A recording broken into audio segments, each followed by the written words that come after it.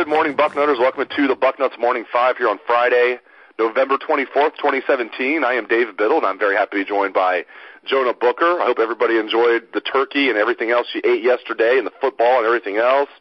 Let's talk about the game tomorrow. JBook, first of all, we'll get into much more about the game, but what would a loss tomorrow mean for Jim Harbaugh? A loss for Jim Harbaugh is simply going on a grand scale nationally. He's going to be mocked, and a lot of people is going to point out his win-loss record versus his rivals. As far as the actual Michigan fan base, I don't think the guy can do no wrong. I mean, they're talking about giving this guy a lifetime contract.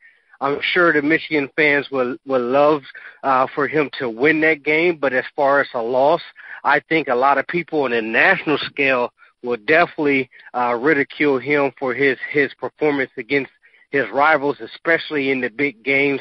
And the caveat that Urban Meyer will be 3-0 versus Jim Harbaugh, that has to sit extremely well with the Buckeye Nation. But as far as Michigan, I don't think the guy can do any wrong.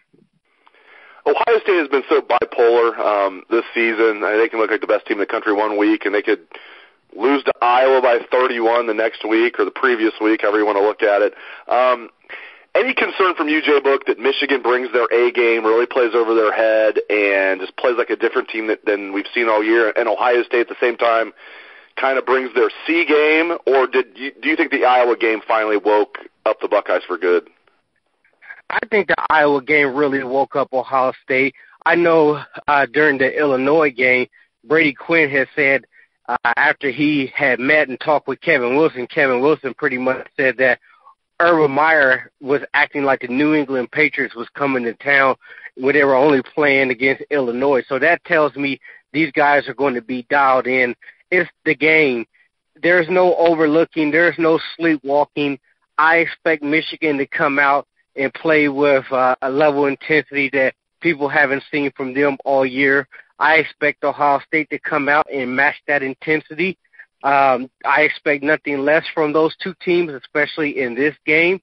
Now, once all the dust settles and the emotions calm down, and once we start getting into the X's and O's of the situation, that's where I think Ohio State will really look to pull away from Michigan. But I expect both teams to come out and try to play their best football. There's no overlooking for Ohio State. They can't afford it. I don't think Urban Meyer is going to do it. He takes this game too personally, and there's too much at stake, especially with Ohio State still in the hunt for the playoffs. Michigan could have a trick up their sleeve at the quarterback situation. I mean, that's still up in the air, but it certainly looks like John O'Corn is going to be their guy tomorrow. What do you make of this? Do you expect that O'Corn will be the guy for the full 60 minutes likely, or do you think they might have a trick up their sleeve with Peters or Spade or what do you think is going to happen with their quarterback situation tomorrow? I think it's going to be O'Corn, but heck, either one that's come out there, they all pretty much look the same to me. In my eyes, whoever comes out there is basically going to get thrown to the wolves, especially the way that Michigan offensive line has performed. Jim Harbaugh is going to come into this game playing 1970s football. He's going to try to ground and pound Ohio State. So what the Buckeyes need to do is put 8 in the box. They're going to try to exploit the tight end like Iowa did. That's their bread and butter because the tight ends pretty much lead them in receiving because their wide receivers can't get open. So put Denzel Ward on the tight end and force that quarterback, whoever it is, to beat you with his arm. Don't let Michigan try to establish the line of scrimmage because they love to ground and pound. But the thing is about Michigan, if you hit them in the mouth, they will fold, especially come the fourth quarter. So stack the box. O'Corn, he's going to throw one up for grabs. If you get your hands on it, make a play. Because if Ohio State offense, if they can get that momentum and tempo going, Michigan will tap out come fourth quarter. A couple more things we'll get you out of here, JBook. ESPN's FPI, I don't know exactly what goes into their algorithm, but they have Ohio State. I found this interesting. They have a 53% chance of beating both Michigan and Wisconsin, so winning out from this point forward, not including playoff bowl game. 53% beating Michigan and Wisconsin. At first glance, I thought, man, that seems a little low. Like I would put it more like at 70%. Maybe I'm way off though. again, I don't know what goes into the algorithm that they use for the FPI, but 53%, does that sound low to you, or do you think that's about accurate? That sounds pretty low to me.